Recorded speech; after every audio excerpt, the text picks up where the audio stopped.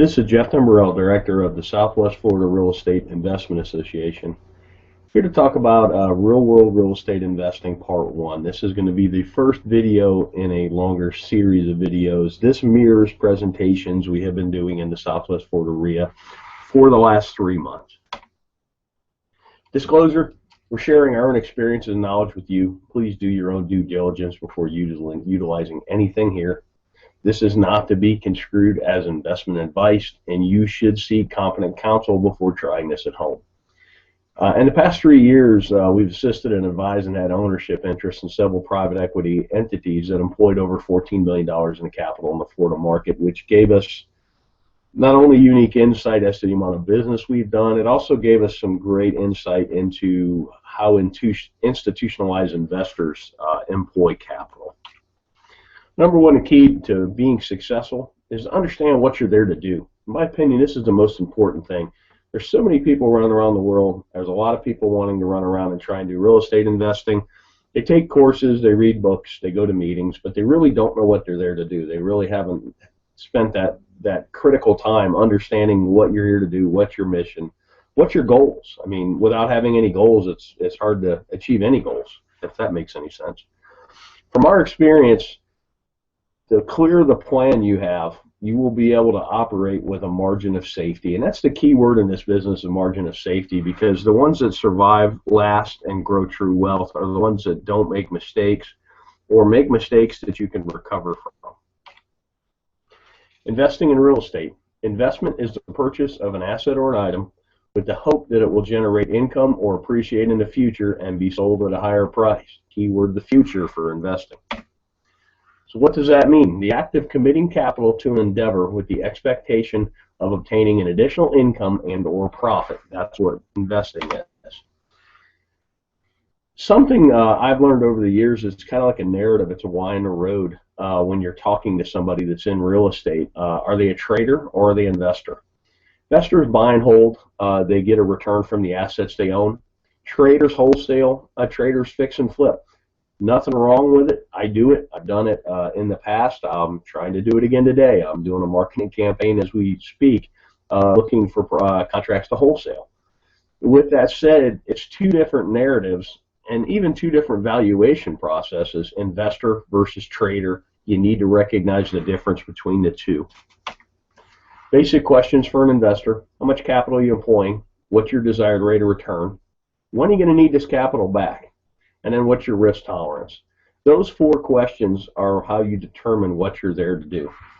Then we'll talk about capital. There's an opportunity cost of capital, and particularly when you're raising capital, which I've been part of some private equity raises, you really need to understand what other opportunities are out there for investors, because generally why would you buy a piece of real estate that pays you 2% a year with all the headaches associated with that, when if you could at the same time own a CD at 5 with none of the headaches. Give you a chart on 10-year T-bills, talk about opportunity cost.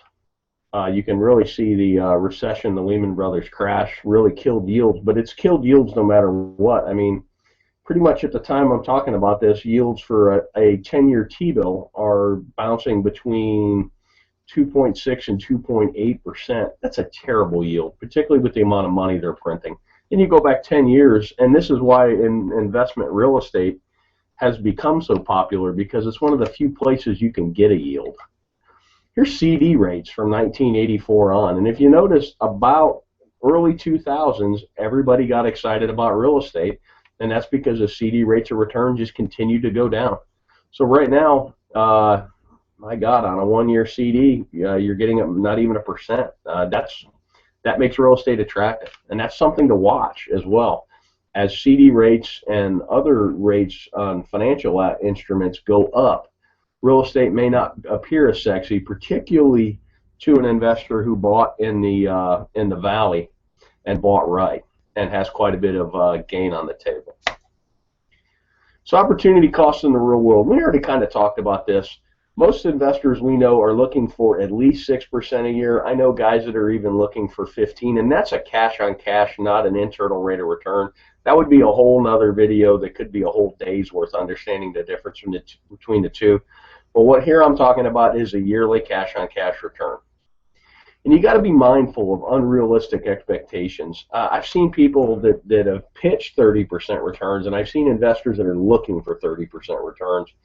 And it's really hard to do. There's a lot of randomness and a lot of happenstance, and you're going to lose a lot more than you're going to win when you're dialing up those kind of deals. Unrealistic returns can lead to bad decision making because you seem to be chasing the golden goose instead of chasing a stable investment that pays you to own it.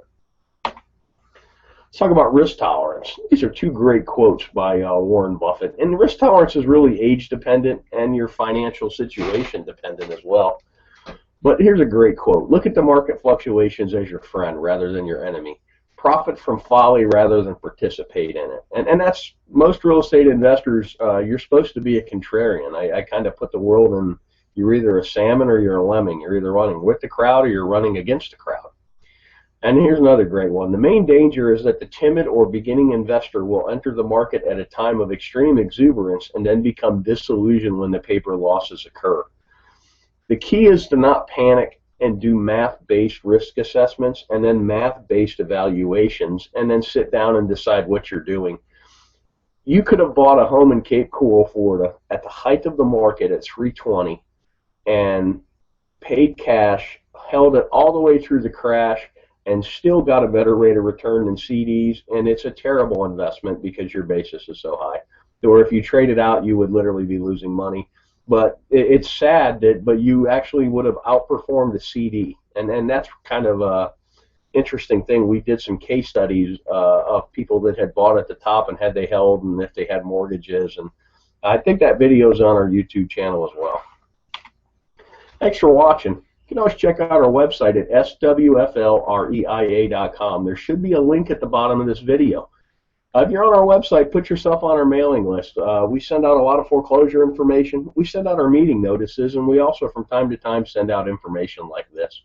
I hope this information is useful to you, and make it a great day.